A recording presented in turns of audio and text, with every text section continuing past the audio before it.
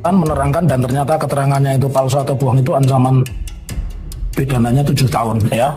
Bisa tidak transkrip nilai seorang mahasiswa itu tidak diketik tapi tulisan tangan dan itu berada di tangannya? Mungkin tidak? Tidak mungkin ya. Oke, tidak mungkin. Enggak, pertanyaan saya mungkin tidak, karena teman Anda tadi mengatakan tidak mungkin seorang yang menempuh S1 itu skripsinya tidak pernah ditandatangani dosen pembimbing. Tidak mungkin, minimal pembimbing utama. Saya hanya ingin tanya ya. Boleh saya jelasin sedikit? Iya, saya enggak. Anda bukan ahli. Saya hanya tanya, apakah bisa orang yang memiliki skripsi tetapi tidak ada tanda tangan satupun pembimbing utama atau pembimbing pembantu tapi dia bisa lulus sarjana? Itu saja pertanyaan saya. Iya. Karena gini Pak, punya saya. Enggak, saya tanya itu, Anda bukan ahli, Anda. Saya enggak tanya skripsi saudara. Saya hanya Jujur apa yang maksud saudara orang topik itu mah pendapat gitu. bisa tidak seseorang alumni, seseorang yang kuliah di Fakultas Kehutanan skripsinya tidak ada tangan dia bisa sarjana? Kalau saudara jawab, Iya. Iya. Tidak tahu ya. Di akhir nanti juga itu ada yang namanya jurusan teknologi kayu. Ada tidak? Jurusan tidak ada. Halo pemirsa dan sahabat Sarang Informasi, kali ini ada berita yang sangat menghebohkan. Teman kuliah Jokowi dari UGM dicecar habis-habisan di sidang PT UN atas gugatan ijazah Jokowi, dan di gugatan tersebut akan bisa membuktikan ijazah Jokowi asli atau palsu. Disinilah teman Jokowi kelabakan, kebingungan, tidak bisa menjawab. Bahkan di sini ada beberapa hal teman Jokowi mengaku jujur tentang Jokowi, dan ini semakin akan terbukti bahwa dugaannya ijazah Jokowi palsu. Ada beberapa kebohongan-kebohongan dari teman Jokowi tersebut terungkap di sini, dan ada sebuah kejujuran yang tentunya ini sangat telak akan membuat Jokowi semakin ketar-ketir. Itu melalui proses akademik ya. Oke. Dan saya juga ingatkan saudara bahwa saudara ini sesuai Undang-Undang Nomor 1 2023 Pasal 373 itu sudah disumpah. Artinya seseorang yang di bawah sumpah Al-Quran menerangkan dan ternyata keterangannya itu palsu atau bohong, itu ancaman pidananya 7 tahun ya. Jadi saya akan sampaikan pertanyaan lumayan banyak. Pada tahun 1980-an apakah UGM sudah memiliki sistem nomor induk mahasiswa, apapun namanya, sistem penomoran mahasiswa? Sejak Tahun 80-an. ada nomor induk mahasiswa. Ada ya? Oke, saya lanjutkan. Apakah pada saat itu setiap mahasiswa itu memiliki transkrip nilai? Transkrip nilai Ya. itu saya meminta. Ya, meminta ya. Keterangannya persis yang tadi ya. Oke, saya lanjutkan kembali. Pertanyaan saya selanjutnya, bahwa transkrip nilai itu ditulis tangan atau diketik? Diketik ya. Ya. Bisa tidak transkrip nilai seorang mahasiswa itu tidak diketik tapi tulisan tangan dan itu berada di tangannya? Jadi misalkan saya alumni Fakultas Kehutanan, saya memiliki transkrip nilai tapi transkrip nilai saya tidak diketik tapi tulisan tangan. Mungkin tidak? Tidak mungkin ya. Oke, tidak mungkin. Pertanyaan saya selanjutnya, apakah setiap mahasiswa program Strata 1 Fakultas Kehutanan UGM itu wajib menempuh yang namanya satuan kredit semester? Ya. Wajib ya. Kalau S1 berapa satuan kredit semesternya? 160. 160. Apakah ada persyaratan tertentu ya? Karena Anda mahasiswa tentu Anda tahu bahwa sebelum seseorang mencapai S1 apa yang harus ditempuh dulu? Berapa SKS seseorang itu sebelum KKN harus menempuh supaya bisa melanjutkan S1? Seingat saya setelah Ya. di atas 120 SKS. Di atas 120 SKS, ya betul. Pertanyaan selanjutnya, tadi kan saudara bisa punya SK-nya Pak Kasmujo. Tentu Anda juga tahu kan ini mau sidang kan? Apakah saudara pernah lihat langsung arsip akademik atas nama Joko Widodo? Pernah? Ya. Lihatnya di mana? Jadi pada tanggal bulan Juli kalau salah ya, itu tanggal 16 Ya, 16 Juli. saya diundang oleh Dekan Fakultas Kehutanan Oke. dan beberapa teman diundang, Ya. 10 orang lah ya. Kemudian juga saya lihat ada bukan wakil rektor Ya. itu, kemudian ada guru-guru besar di lingkungan Ya, Fakultas Kehutanan, ya, kemudian dekan-dekan di lingkungan universitas ya, diundang. Terus diminta untuk melihat ya, dokumen perkuliahannya Pak Jokowi itu, termasuk dokumen saya ada di sini. ya. Terus, Jadi saya melihat. ya, apa saja yang Anda lihat di dokumen Pak Joko Widodo? Apakah hanya transkrip akademik? Apakah termasuk di situ Anda diperlihatkan skripsi? Skripsi itu depannya saja dengan saya. Di cover mukanya saja. Ya.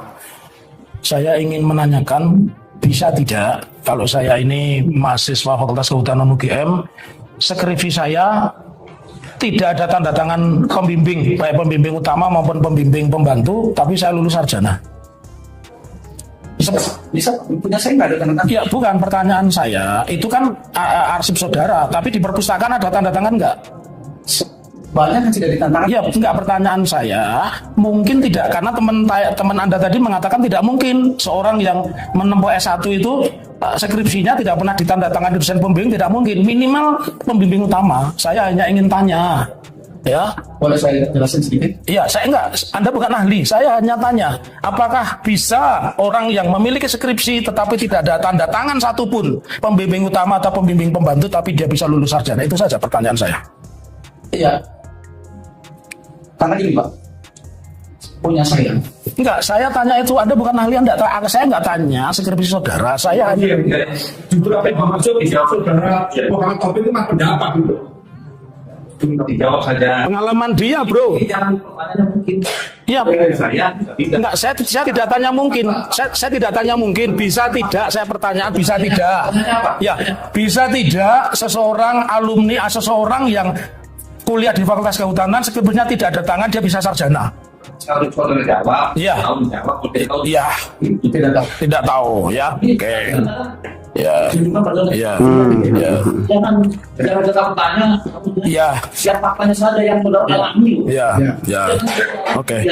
Nah, ini kembali awal, saudara di asosiasi alumni UGM itu namanya Kagama, ya? Ya. Ada nggak ikatan alumni sendiri yang misalkan Fakultas Kehutanan, ada nggak ikatan alumni fakultas yang khusus kehutanan begitu? Adanya Kagama HUT. Kagama HUT, ya, Kagama HUT. Pak Jokowi terdaftar tidak di Kagama HUT? Tidak tahu. Tidak. Saudara pengurus? Tidak. Terus saudara pengurus di mana? Saya pernah jadi pengurus Kagama. Kagama. Ya. Ya. Termasuk kalau Kagama itu yang besar, ya. Berarti membawai di situ Kagama HUT, ya. Ya. Tapi saudara tidak tahu apakah Pak Jokowi terdaftar di Kagama atau tidak? Terdaftar tahu. Loh, tadi mengatakan Kagama HUT tidak tahu, kok bisa tahu Kagama tahu? Bagaimana yang benar? Karena waktu itu saya sebagai pengurus Kagama, Ya. itu Pak Ganjar memberikan kartu anggota. Ya. Itu. Ya. Itu tahunya. Yang memberikan saudara atau Pak Ganjar? Pak Ganjar. Ya, Pak Ganjar. Oke. Pertanyaan saya selanjutnya, pernah tidak di dalam kurun waktu 2005 sampai dengan 2012 Fakultas Kehutanan itu mengadakan reuni, mengundang dan menyebut alumni UGM Insinyur Joko Widodo Wali Kota Solo adalah alumni Fakultas Kehutanan UGM? Pernah nggak ada acara seperti itu? Saya ingat saudara aja. Tahun berapa itu? Sekarang saya perpendek aja, antara tahun 2005 sampai dengan tahun 2010. Tidak pernah. Tidak pernah. Oke. Cukup dari kami, mungkin barangkali rekan kami akan menanyakan.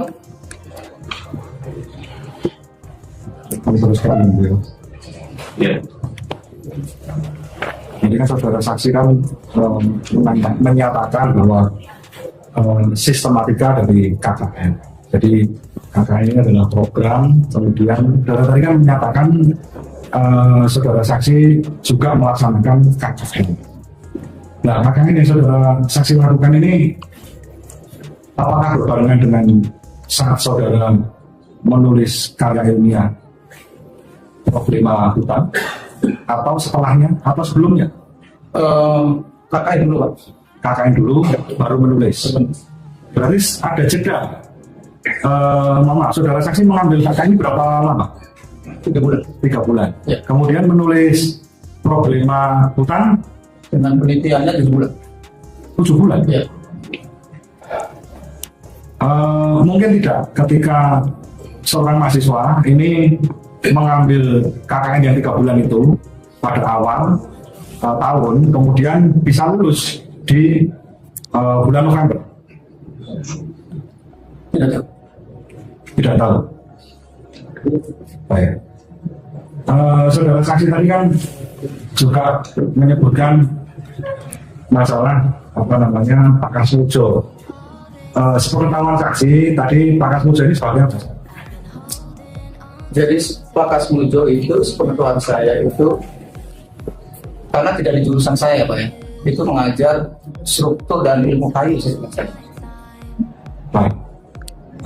Berarti tidak ada di jurusan. Tidak ada di jurusan saya. Berarti pada waktu itu Fakultas Kehutanan UGM itu sudah ada penjurusan ya Pak? Ada jurusannya? Waktu itu tidak ada peminatan ya saya sampaikan. Peminatan. Iya. Peminatan yang tadi Bapak sampaikan kan ada silvikultur, Ya, terus kemudian teknologi kayu dan manajemen hutan. Ya. Kalau teknologi hasil hutan berarti belum ada waktu itu ya? Itu nama lain Pak. Nama lain dari silvikultur atau? Oh bukan, teknologi hasil hutan, karena waktu itu kan hasil hutan utamanya itu kayu, maka sering orang menyebutnya teknologi kayu. Itu apakah nama resmi yang diberikan UGM atau bagaimana? Saya nggak tahu, tapi kalau saya tuh sering ingatnya teknologi kayu. Teknologi kayu. Iya.